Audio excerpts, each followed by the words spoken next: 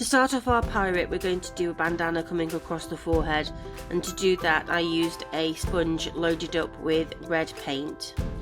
We're going to do a knot at the side and then 2 pieces of fabric trailing down.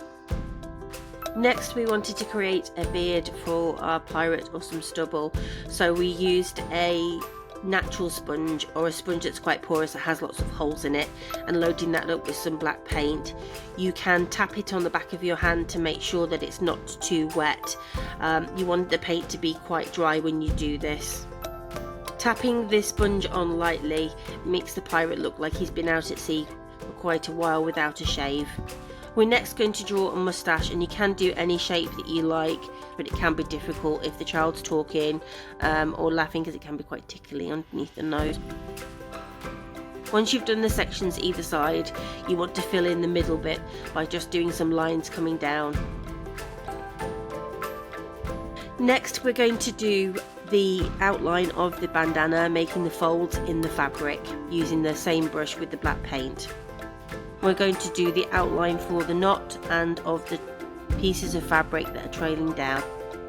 Using some white paint, we're going to add a skull and crossbones to the middle of the forehead on the bandana. So we're going to make a skull first, and that's going to be a light bulb shape, and then add the bones either side. Using that white paint, we're also going to add some highlights to the folds in the fabric on the bandana. You can also use this white paint to add some details to the fabric. I decided to add some little dots to add a little bit of extra details.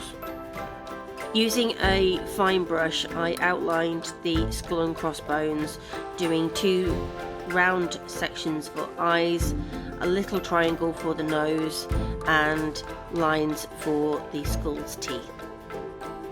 Some children cannot like any black near their eyes, so we decided not to add a patch this time, but we did add some scars to make our pirate look like he'd been in some sword fights.